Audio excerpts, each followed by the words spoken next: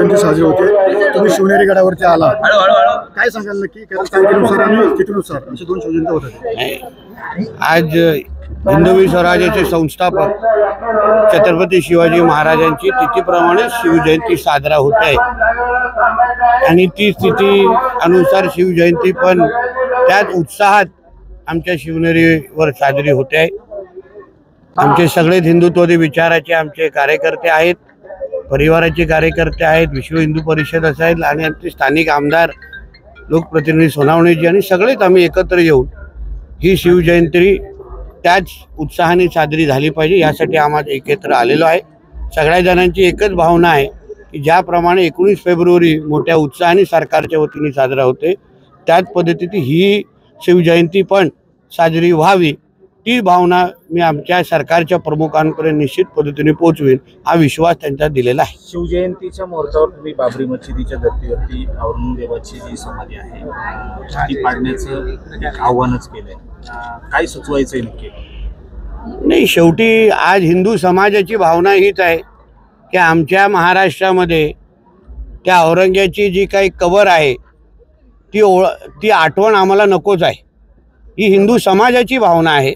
प्रत्येक जण आज अस्वस्थ आहे की बाबा ज्या औरंगजेबाने आमच्या छत्रपती संभाजी महाराजांचे हाल करून करून त्यांना संपवलं त्याची ती कबर आपल्याकडे कशाला पाहिजे. काही लोकांना ती मोठी आठवण म्हणून वाटते, पण आम्हाला ती घाण हिंदू समाज म्हणून आम्हाला नको आहे. आम्हाला अशी कुठलीच चिन्ह नको जे आमच्या स्वराज्याच्या विरोधात जे उभे राहिले, ती कुठलीच घाण नको. कोणाला घाण पाहिजे असेल तर त्यांच्या पाकिस्तानमध्ये घेऊन जावं, बांगलादेशमध्ये घेऊन जावं. आणि जी भावना ती आज हिंदू समाजाची आहे तीच मी माझ्या माध्यमातून व्यक्त केलेली आहे. मिशन कधी असेल? जेव्हा जेव्हा गड किल्ल्यांवर अतिक्रमण निघाले तुम्हाला सांगितलंय का? तर तुम्हाला उत्तर मिळालंय. ठीक आहे. राज्यभर आज खरं तर बजरंग दलातर्फे आंदोलन केलं जात आहे, त्याच पद्धतीने कबर काढण्यासाठी आंदोलन केलं जातं. बघा, शेवटी आमच्या बजरंग दल असतील, विश्व हिंदू परिषद असतील, सगळे हिंदुत्ववादी विचाराचे कार्यकर्ते, आज हिंदू समाजाची भावना आहे. पूर्ण समाज बोलतोय की त्या औरंगजेबाची कबर आमच्या महाराष्ट्रामध्ये नको आहे, म्हणून ती भावना आता प्रत्येकाला कळली पाहिजे. म्हणून राज्यभर हे आंदोलन होत आहे. सरकार म्हणून पण या बाबतीवर आम्ही बारीक लक्ष देऊन आम्ही आहोत. सरकारचे प्रमुख म्हणून त्याच्यावर लक्ष ठेवून आहेत.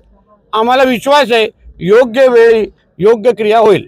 मला तर 100 दिवसामध्ये एक बळी गेलाय. सुप्रिया सुळेने वक्तव्य केले की पुढच्या 6 महिन्यात अजून एक बळी जाईल. सुप्रिया सुळेने पुन्हा एकदा वक्तव्य केलं. महाविकास आघाडीचं सरकार आहे का? नाही, त्यांनी वक्तव्य केलं की 6 महिन्यात अजून एक हो, पण महाविकास आघाडीचं सरकार आहे का बळी देण्यासाठी आणि बळी घेण्यासाठी? आमचे सगळे मंत्री सक्षम आहेत. सरकार आमचं लोकांच्या हिताचं चाललेलं आहे. आम्हाला मोठ्या मतधिक्य म्हणून लोकांनी आम्हाला सरकारमध्ये बसवलेलं आहे. म्हणून ताईंनी वाट पाहत करावी, दिवस मोजावे, आकाशाकडे पाहत राहावं. काय मल्हार सर्टिफिकेशनचं नाव बदलावं असे जेजूरच्या विश्वासांची बघा, शेवटी भूमिका आपण घेणार. तिथे दोन्ही भावना आहेत. विश्वस्त मंडळ पण मला भेटलेलं आहे. ती भावना मी ज्यांनी ही कंपनी ज्यांनी ही मोहीम सुरू केली त्यांच्यापर्यंत मी पोहोचवलेलं आहे. शेवटी जे चालू करणारे जे आमचे हिंदू समाजाचे जे काही कार्यकर्ते आहेत त्यांच्यापर्यंत ही भावना पोहोचवणं गरजेचं आहे. आज एका बाजूनी विरोध, दुसऱ्या बाजूनी समर्थन, दोन्ही बाजूनी आहेत.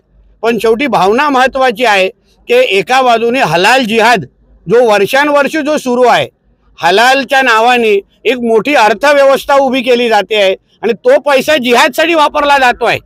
एक हलाल सर्टिफिकेट आज 80 ते 90 हजार पर्यंत विकलं जात आहे, एक हलाल सर्टिफिकेट.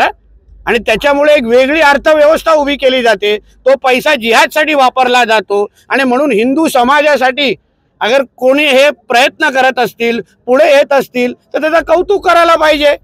नावासंदर्भात काही विषय असतील ती भावना त्या संबंधित लोकांपर्यंत पोहोचलेली आहे, ते योग्य पद्धतीने निर्णय घेतील. पण शेवटी भूमिका काय आहे की हे जे काय जिहादसाठी वापरलेली अर्थव्यवस्था ही कुठेतरी आपण त्याच्या विरोधात उभं राहिलं पाहिजे. कारण का तेच पैसे उद्या लव जिहादसाठी वापरले जातात. ज्याच्यामध्ये आमच्या हिंदू माता भगिनींचं आयुष्य खराब केलं जातं, ही भावना महत्वाची आहे आणि त्याच्यावर आपण लक्ष ठेवलं पाहिजे. संजय शिरसाट खरं तर आता दत्ताभरणे सुद्धा म्हणले की लाडक्या बहिणींचा जो निधी दिला गेला त्याच्यामुळे कुठेतरी तोटा झालाय आणि सरकारच्या तिजोरीवर त्याचा भर पडलाय. नाही, तो त्यांची भावना आहे, एक लक्षात येते त्यांची भावना आहे. शेवटी सरकारचे प्रमुख आणि दोन्ही उपमुख्यमंत्री हे सरकार चालवण्यामध्ये सक्षम आहेत. कुठलीही योजना बंद होणार नाही.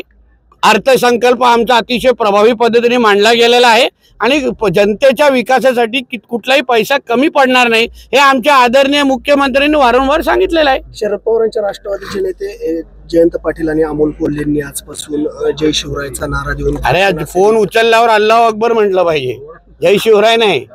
ज्यांच्या पक्ष ह्याच्या औरंग्याच्या विचारावर चालतो त्यांनी जय शिवराय फोन उचलल्यावर बोलू नये, रॉंग नंबर बोलून ठेवायला लागेल. मग फोन उचलल्यावर अल्लाह अकबर म्हणा, बरोबर लोकांना कळेल की हे राष्ट्रवादी काँग्रेस शरद पवार पक्षाचे कार्यकर्ते आहेत. चला शिवनेरीवरती आज